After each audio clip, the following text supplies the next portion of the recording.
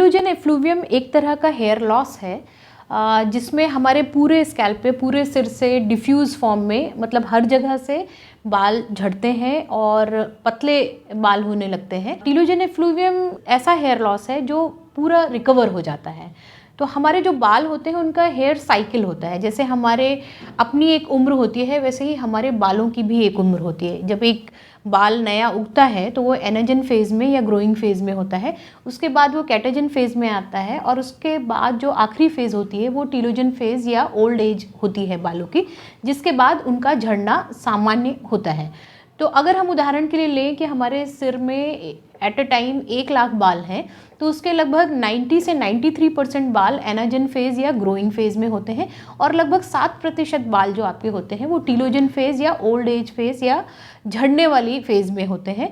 तो अगर telogen phase को हम हर बाल की टीलोजन फेज़ लगभग 100 दिन की माने तो ऑन एन एवरेज 70 से 100 बाल आपके झड़ने चाहिए।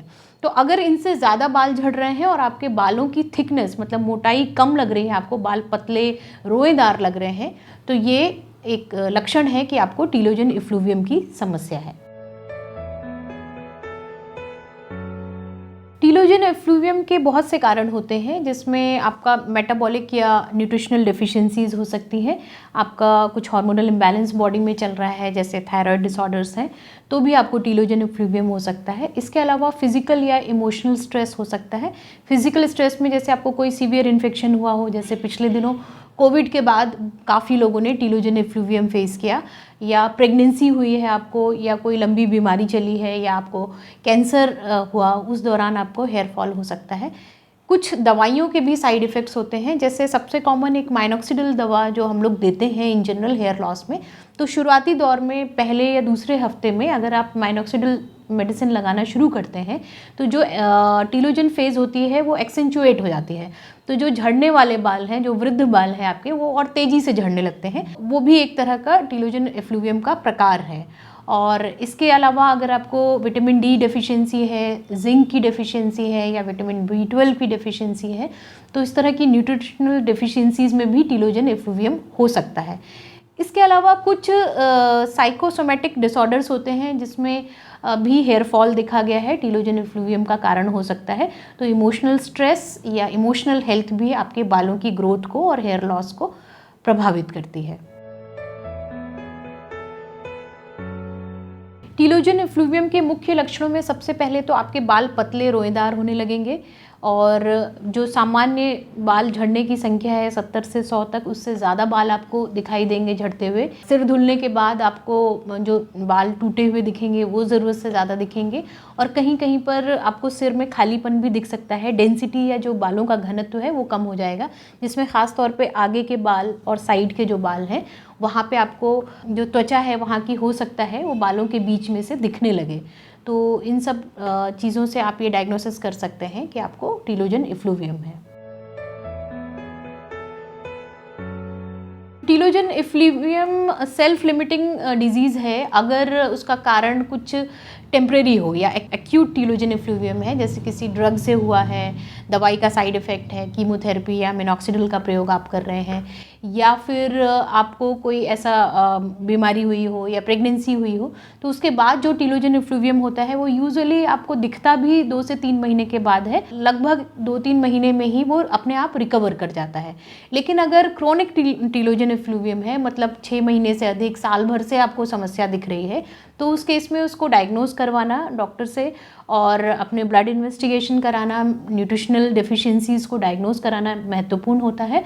और उसके बाद जब हम ट्रीटमेंट शुरू करते हैं तो सामान्यतया 1 महीने से 3 महीने में आपकी समस्या का समाधान हो जाता है। टीलोजन एफ्लूवियम को अगर आप स्वयं डायग्नोज करना चाहते हैं, जानना चाहते हैं कि आपका जो हेयर लॉस है वो टीलोजन एफ्लूवियम के कारण है या किसी और वजह से है, तो एक सिंपल साधारण टेस्ट होता है जिसको आप हेयर काउंट टेस्ट कह सकते हैं।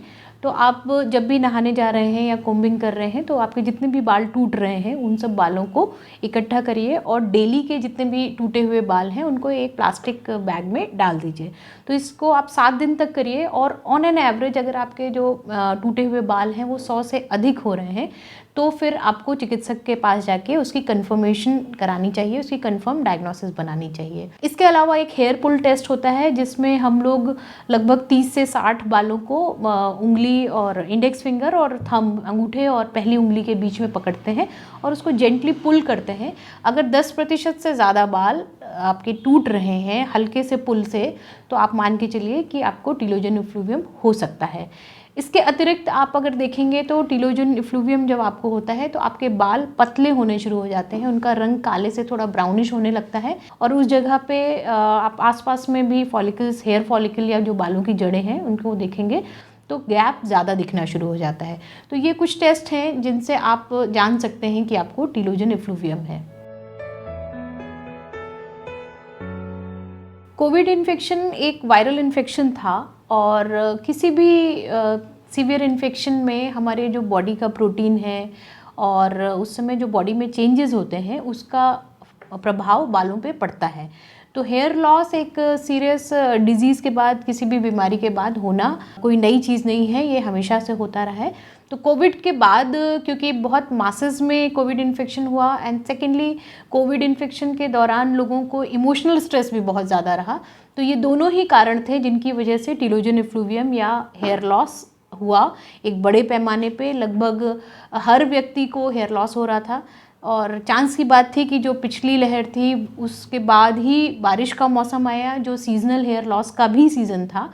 तो seasonal hair loss plus emotional stress plus viral infection itself, ये तीनों कारण थे जिससे कोविड के बाद टीलोजन इफ्लूवियम बहुत ज़्यादा देखने को मिला। टीलोजन इफ्लूवियम का इलाज करने के लिए सबसे पहले उसका जो कारण है उसको जानना जरूरी है, वो आइडेंटिफाई करना इम्पॉर्टेंट है। तो अगर कोई ऐसा कारण है जो सेल्फ लिमिटिंग टीलोजन इफ्लूवियम का आधार है, जैसे कि प्रेगनेंसी है, आपको कोई इन्फेक्शन हुआ था, तो साधारणतया बिना किसी इंटरवेंशन के भी वो अपने आप ठीक हो जाता है। लेकिन अगर आपको एंजाइटी ज़्यादा हो रही है या हेयर लॉस ज़्यादा हो रहा है या समय बीतने के बाद भी वो अपने आप कंट्रोल नहीं हो रहा है, तो उस केस में हम लोग कुछ लगाने की दवाइयाँ जैसे मिनॉक्सिडिल लोशन है या हेयर सीरम आते हैं जिसमें कैपेक्सिल और सीरम और पेप्टाइड्स होते हैं, उनको देते हैं अप्लाई करने के लिए। डेली 1 या 2 बार लगाना होता है। इसके बाद हम आपका न्यूट्रिशनल लेवल चेक करते हैं जिसमें आपका आयरन लेवल है, विटामिन डी लेवल है, जिंक है या विटामिन B12 है, इनको हम चेक करते हैं। अगर उसके डेफिशिएंसीज़ होती हैं तो उनके सप्लीमेंट्स दिए जाते हैं, बायोटिन के सप्लीमेंट दिए जाते हैं और साथ के साथ एक पौष्टिक भोजन आपको सजेस्ट किया जाता है। तो जब आप इन चीज़ों को फॉलो करते हैं तो आपके जो खोए हुए बाल हैं वो वापस आ जाते हैं। टीलोजन इफ्लूवियम के कारण जो हेयर लॉस है वो कंट्रोल हो जाता है। तो टीलोजन इफ्लूवियम अगर आपको हेयर लॉस का कारण है तो आपको घबराने की ज़रूरत नहीं है, क्योंकि ये पूरी तरह से ठीक होने वाली बीमारी है और आपके जो बाल झड़ गए हैं या पतले हो गए हैं या कहीं कहीं पे सिर की त्वचा दिखने लगी है, वो सब पूरी आपकी भर जाएगी। पूरी डेंसिटी, पूर्ण घनत्व में आपके बाल वापस आ जाएंगे। तो टीलोजन इफ्लूवियम अगर आपको हो गया है और उसको ठीक करना है तो सबसे पहले जो आपका होमवर्क है वो ये है कि आप अपने भोजन में पौष्टिक तत्वों का समावेश करें, सोने जगने का टाइम ठीक करें, क्योंकि अगर आपकी नींद पूरी नहीं होगी या इमोशनल आप स्ट्रेस में होंगे, साइकोलॉजिकल स्ट्रेस में होंगे, तो उसका असर आपके बालों की ग्रोथ पे भी पड़ता है। तो खुश रहिए, मेडिटेशन करिए, थोड़ा सा एक्सरसाइज करिए और अपने आप को ये कॉन्फिडेंस दिलाइए कि आपके जो बाल हैं वो वापस आ जाएंगे। और अपने भोजन में ड्राई फ्रूट्स, नट्स का प्रयोग करिए, हरी सब्जियों का प्रयोग करिए। अगर आप अंडा खाते हैं तो अंडे का जो येलो पार्ट है उसमें बायोटिन बहुतायत मात्रा में पाया जाता है, आप अंडे का प्रयोग कर सकते हैं अपने भोजन में। और साथ के साथ अगर विटामिन डी कम है तो आप धूप में जा कर के थोड़ा सा वॉक करिए, मॉर्निंग वॉक करेंगे या जॉगिंग करेंगे, उससे आपकी विटामिन डी की डेफिशिएंसी भी दूर होगी। और उससे भी नहीं पूरी हो पा रही है तो आप उसके सप्लीमेंट्स ले सकते हैं, जिंक के सप्लीमेंट ले सकते हैं, विटामिन B12 के सप्लीमेंट्स ले सकते हैं। तो ये सब आप घर में रहते हुए कर सकते हैं। और क्योंकि ये एक सुरक्षित तरीके हैं तो अगर आप चिकित्सक की सलाह के बिना भी इसको कर रहे हैं तो बहुत इसमें कोई खतरे वाली बात नहीं है। लेकिन कोई भी सप्लीमेंट लेने से पहले ये कंफर्म होना ज़रूरी है कि वो डेफिशिएंसी आपको है, क्योंकि एक्स्ट्रा लेने के भी अपने साइड इफ़ेक्ट्स होते हैं। तो भोजन पौष्टिक करें और मॉर्निंग वॉक करिए, मेडिटेशन करिए और समय पर सोइए जागिए, अपना जीवन शैली ठीक करेंगे तो आपका टीलोजन इफ्लूवियम के कारण होने वाले जो हेयर लॉस है वो कंट्रोल हो जाएगा।